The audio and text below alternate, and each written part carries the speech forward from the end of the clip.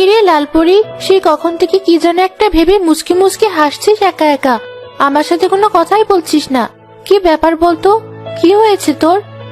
আরে কিছু হয়নি আমার। আসলে গত বছর আমি শীতকাল কাটিয়েছিলাম পৃথিবীতে। আর তুই তো জানিস পৃথিবীর ঋতুগুলো কত সুন্দর। এক এক ঋতুতে এক এক রকম সৌন্দর্য ও মজা হয়। তাই মনে করে হাসছি। পৃথিবীতে শীতকালটা আমার খুব সুন্দর কেটেছিল, খুব ভালো লেগেছিল আমার। তাই নাকি?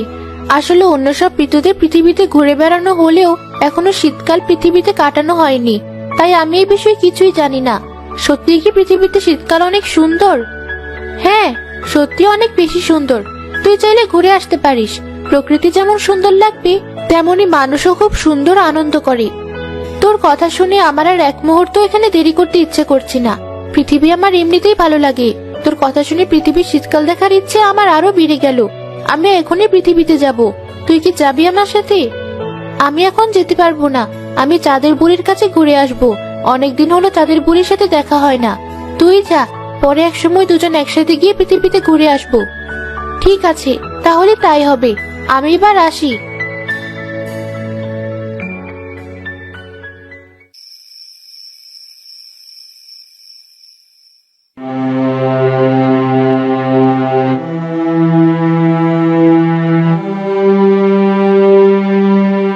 বউ, তুমি এমন মন খারাপ করে বসে আছো কেন? কাজ থেকে ফিরে এমন মন খারাপ দেখতে কি ভালো লাগে? কি করব, অভাবের সংসার আমাদের। অনেক কিছু মন চাইলেও করতে পারি না। সেসবে একটু ভাবছি। কি এত ভাবছো? পাড়ায় তো শীতের আমেজ শুরু হয়েছে, বাড়ি বাড়ি পিঠা উৎসব শুরু হয়ে গেছে। কিন্তু আমাদের সংসারের যে হাল, মনে হয় না এবারও কোনো পিঠা বানিয়ে মুখে দিতে পারবো। কি আর করব, পোড়া কপাল। চেষ্টা তো আর কম করি না, কিন্তু কপাল যে কিছুতে এগুতে চায় না। এত কষ্ট করেও সে পিছিয়েই থাকি। ছাড়ো সেসব, তুমি এত চিন্তা করো না। দেখি আমি কোনো ব্যবস্থা করতে পারি কিনা। ছেলে মেয়ে দুটোকে তেমন কিছু দিতে পারি না, সেটা ভেবে আমার অনেক কষ্ট লাগে। আমরা তো বড় মানুষ, আমাদের ওসব না হলেও চলে। কিন্তু ছেলে মেয়ে দুটো ছোট মানুষ, ওদেরটা একটু মন চায়। তার উপর এবারে ওবারে দেখলে তখন ওরা আরো বেশি পাগল হয়ে যায়। এটা সেটা বলে আর কত বুঝ দেওয়া যায়। গত শীতেও বলেছিলাম এবার ঠিক পিঠা বানিয়ে দেব, কিন্তু সে আর হবে না হয়তো। তুমিও তো ভেবো না বউ, আমি আছি তো। কিছু একটা ব্যবস্থা ঠিক করব। ওদের আর কত কষ্ট দেব। এখন চলো, রাতের খাবার খেয়ে ঘুমিয়ে পড়ি।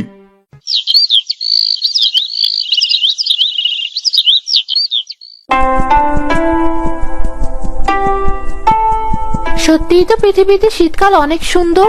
চারদিকে সবাই কত আনন্দ করছে। প্রতিটি বাড়িতে পিঠার উৎসব চলছে। লালপরি ঠিকই বলেছিল, কি সুন্দর রসের সুগন্ধ ছড়াচ্ছে চারদিকে। আমি একটু খাই, দেখি কেমন খেতে। আরে বাহ, এই রসও তো খুব মজা। কিন্তু বেশি খাওয়া ঠিক হবে না। এবার একটু ঘুরে দেখি।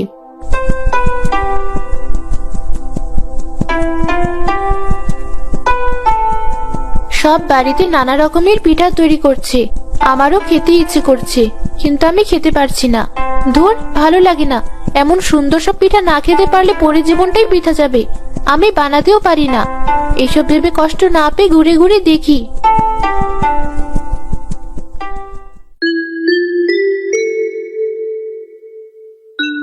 এই যে দেখো, যা যা আনতে বলেছিলে তার সবই নিয়ে এসেছি। তাও একটু ভালো করে দেখো, যদি কিছু বাদ থাকে তবে সেগুলো গিয়ে নিয়ে আসি। হ্যাঁ দাও, দেখি একবার। তোমার যা ভুলো মন, কটা বাদ রেখে আসবে তার তো কোনো ঠিক নেই। তাই তো বলছি, দেখে নাও তুমি। আমাকে আর অত কথা শুনিও না। আজ অন্তত সবকিছু ঠিক করে নিয়ে এসেছো। আমি ঠিক করেই নিয়ে আসি। হঠাৎ দু একদিন কোনো ভুল হলে তুমি সেটাই বারবার বলো। কি হয়েছে? কি নিয়ে এত কথা বলছো তোমরা? আর এত জিনিস কিসের? এগুলো দিয়ে কি করবে?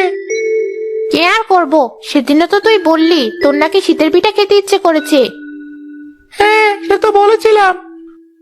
তোর বাবাকে আমি সে কথা বলেছিলাম, তাই তো তোর বাবা সব নিয়ে এসেছে। কাল সকালে পিঠা বানিয়ে দেব। বাহ, তাহলে তো খুব মজা হবে। আমার খুব পিঠা খেতে মন চেয়েছিল। মজা করে তো খাবি, তবে শোন, কাল কিন্তু ভুলেও ওই লতা আর রাজুকে বাড়ি নিয়ে আসবি না। কেন মা? ওদের নিয়ে এলে কি হবে? বোকা ছেলে, কিছুই বোঝে না। ওরা কেমন গরিব দেখিস না? জীবনে কোনো কিছু চোখে দেখে না, মুখেও তোলে না। এলেই এতগুলো খেয়ে যাবে। দুই একটা খেয়ে চলে যাবে তেমন ছেলে মেয়ে ওরা না। তাই বলছি, কাল ভুলেও ওদের কাছে যাবি না। দুই একটা ওদের দিলে কি হবে? ওদের বাড়ি কিছু বানালে তো আমাকে দেয়, আমাকে ছাড়া ওরা কিছুই খায় না মা। তুই একটু বেশি বুঝিস, এ কারণে তোর কোনো আবদার আমার রাখতে ইচ্ছে করে না। ওরা কি এমন দেয় তোকে? ওই তো একটু একটু ভর্তা, এমন করলে তোর বাবাকে কিছুই আনতে বলবো না। ঠিক আছে মা, তুমি যা বলবে তাই করব।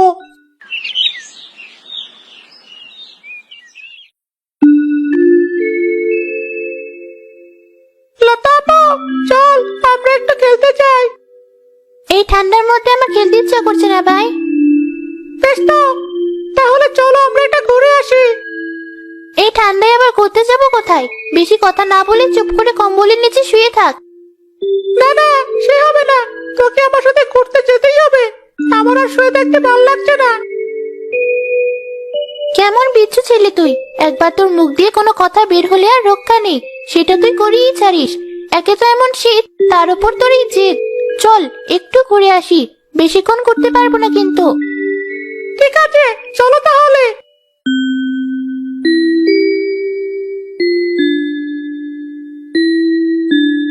রাস্তার মাটি তো অনেকক্ষণ ঘুরলাম, এবার চল বাড়ি যাই। এই ঠান্ডায় আমার আর কিছুই ভালো লাগছে না। আর একটু থাকি আপু, নবীনের সাথে তো এখনো দেখা হলো না। ও আসুক, তারপর যাবো আমরা। ও কখন আসবে সে কি আমরা জানি? এত সময় আমি থাকতে পারবো না। তাহলে চল ওদের বাড়ি থেকে একটু ঘুরে যাই। আবার ওদের বাড়ি কেন? আমি ওদের বাড়ি যেতে পারবো না। চল না আপু, একটু দেখা করে যাই, গিয়ে দেখিও কি করছে। ঠিক আছে, চল। ওদের বাড়ির সামনে আসতে কেমন পিঠার গন্ধ পাচ্ছি, মনে হয় ওদের বাড়িতে পিঠা বানাচ্ছে। তাহলে চল চলে যাই, বাড়ির ভেতরে আর ঢুকবো না। তা হয় নাকি? এসে না দেখা করে চলে যাব কি করে? চল একটু দেখা করে যাই। ওই যে দেখেছিস, গন্ধে গন্ধে রাক্ষস দুটো ঠিক চলে এসেছে। এর জন্য আমি ওদের সাথে তোকে থাকতে দিতে চাই না। ওদের সাথে একদম কথা বলবি না বলে দিলাম। কিরে নবীন, খেলার মাঠে গেলি না যে? আমি ব্যস্ত আছি, পরে এক সময় খেলতে যাব। এখন তোরা বাড়ি যা। রাজু, তাড়াতাড়ি বাড়ি চল। আপু, নবীন আমাদের সাথে একটু ভালো করে কথা বললো না, একটু বসতেও বললো না। দেখলি না ওদের বাড়িতে পিঠা বানাচ্ছে? ওর মা কেমন সেটা কি তুই জানিস না? হ্যাঁ জানি। দেখো আপু, সব বাড়িতে কেমন পিঠার উৎসব হচ্ছে, শুধু আমাদের বাড়িতেই হচ্ছে না। ঠিক বলেছিস, চল মাকে গিয়ে বলবো। গত বছরও আমাদের বাড়িতে কোনো পিঠা বানায়নি, এবারও পিঠার কথা মা কিছু বললো না। মা, পাড়ার সবাই শীতের পিঠা খাচ্ছে, পিকনিক করছে, আমরা তো কিছুই করতে পারছি না। যে ভয়টা পাচ্ছিলাম সেটাই হলো। হ্যাঁ জানি তো, তোর বাবাকেও বলেছি আমি। আর একটু শীত পড়লেই আমাদের বাড়িতে পিঠা বানাবো, তোরা কোনো চিন্তা করিস না। বেশি শীত কেন পড়তে হবে মা? এখনই তো অনেক শীত পড়েছে, আমরা এখন থেকে পিঠা খাবো। হ্যাঁ, আগের বছরও তুমি এমন করে আমাদের আর পিঠা বানিয়ে দাওনি। এবার কিন্তু আমরা আর কোনো কথা শুনবো না, আমাদের পিঠা বানিয়ে দিতেই হবে। আমি কি একবারও না করেছি? দেবো তো বলেছি। বেশি শীত পড়লে পিঠা খেতে আরো মজা লাগে, তখন আমরা খাবো। ঠিক আছে, তাহলে আরেকটু শীত পড়লে আমাদের কিন্তু পিঠা বানিয়ে দেবে। কি হয়েছে তোমার? ছেলে মেয়ে দুটো তো আর চাপটে ধরেছিল আমাকে, পিঠা খাবে বায়না ধরেছে, কি করব? তুমি চিন্তা করো না, আমি নতুন একটা কাজের ব্যবস্থা করেছি। 7 দিন কাজ করার পর টাকা দেবে, সেই টাকা দিয়ে ওদের পিঠা খাওয়ার ব্যবস্থা করব। কি কাজের ব্যবস্থা করলে তুমি? মোরলের পুকুরের সব মাছ বিক্রি করে শেষ করবে। প্রতিদিন সকালে গিয়ে সেই মাছ ধরতে হবে। এই শীতের সকালে প্রতিদিন তুমি মাছ ধরবে? উয়ার এমন কি কাজ, ওতে কিছু হবে না। মাত্র তো 7 দিন, তারপর তো আর কাজ করতে হবে না। তুমি ওসব নিয়ে একদম ভেবো না। শুধু টাকার কথা ভাবলে হবে না, নিজের শরীরের কথা একটু ভেবো।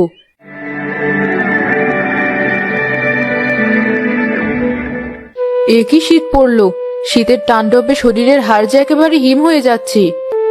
এবার শীত যেন একটু বেশি পড়েছে। কি আর করার বলো, প্রকৃতির উপর তো আর কারো হাত নেই। সে তো নেই, কিন্তু তুমি যে আজকাল আবার সকালে মাছ ধরতে যাচ্ছ, সেই চিন্তায় আমার অবস্থা খারাপ হয়ে যাচ্ছে। আমাদের তো ঘরে থেকেই শীত লাগছে, আর তুমি এই শীতের সকালে মাছ ধরো কি করে? এটুকু শীতে আমার তেমন কিছুই হয় না, তুমি অত চিন্তা করো না তো। আর তো মাত্র কটা দিন, তারপর দেখবে সব ঠিক হয়ে যাবে। সে তো হবে, কিন্তু তুমি একটু সাবধানে থেকো। তোমাকে নিয়ে আমার চিন্তার শেষ নেই। একটু খারাপ লাগলেও বলবে না, শরীর খারাপ নিয়েই ঘুরবে। আবার খারাপ লাগলে বলবো, তুমি আর অত চিন্তা করো না।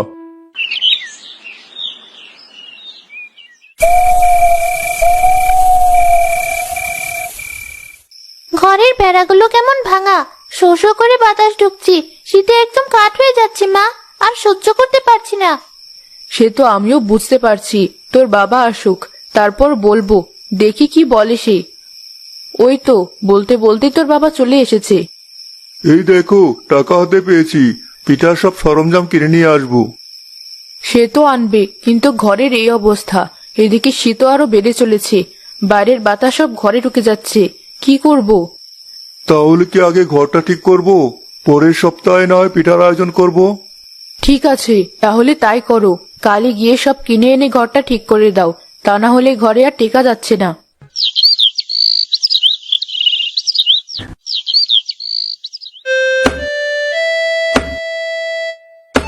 দেখলে আপু, বাবা মা আমাদের পিঠা বানিয়ে না দিয়ে আগে ঘর ঠিক করলো। শীতে তো ঘরে থাকা যাচ্ছিল না, তাই আগে ঘর ঠিক করেছে। পরের সপ্তাহে ঠিক একটা ব্যবস্থা হয়ে যাবে।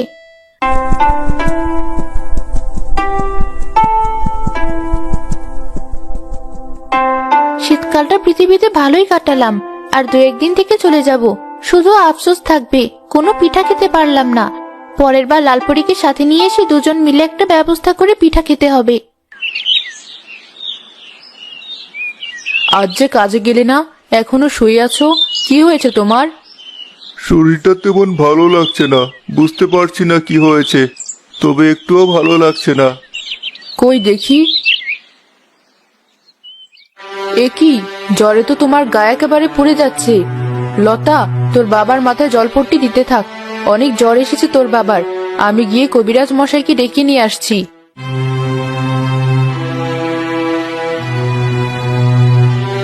জ্বর তো অনেক বেশি এসেছে, মনে হচ্ছে অনেকদিন থেকে জ্বর ছিল। শরীরও অনেক দুর্বল হয়ে আছে। ভালো খাওয়া দাওয়া করতে হবে, সেই সাথে বিশ্রাম করতে হবে। কি বলছেন কবিরাজ মশাই?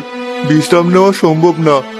আপনি আমাকে ভালো ওষুধ দিন, যাতে আমি আজকেই সুস্থ হয়ে যাই। আমি যত ভালো ওষুধ দেই না কেন, আপনার ভালো হতে সময় লাগবে। শরীর একদম দুর্বল হয়ে আছে, এই অবস্থায় কাজে গেলে হিতে বিপরীত হতে পারে। আমি ওনাকে কাজে যেতে দেব না, আপনি ওষুধ দিয়ে যান। ঠিক আছে, এই নাও ওষুধ। আমি আজ আসি, কোনো সমস্যা হলে ডেকো। যা টাকা ছিল সবই তো কবিরাজ মশাইকে দিয়ে দিলে। আমার বাবা কয়েকদিন কোনো কাজও করতে পারবে না, আমাদেরকে তাহলে আর পিঠা খাওয়া হবে না। রাক্ষস ছেলে জন্ম দিয়েছি আমি। বাবার এমন অবস্থা দেখেও তার খাওয়ার লোভ যায়নি। বাড়ি থেকে বেরিয়ে যা বলছি, এমন ছেলে আমার দরকার নেই। ওরা ছোট মানুষ, তুমি ওদের অভাবে বকাবকি করো না, ওদের আর কি দোষ? হ্যাঁ মা, তুমি শুধু আমাদের বকছো, সবাই তো খায়, আমাদের কি একটু ইচ্ছে হতে পারে না? ওর সাথে আবার তুইও যোগ হয়েছিস? বের হো বলছি বাড়ি থেকে, এখনই বাড়ি থেকে বের হয়ে যা তোরা। তোদের মতো রাক্ষস ছেলে মেয়ে লাগবে না আমার।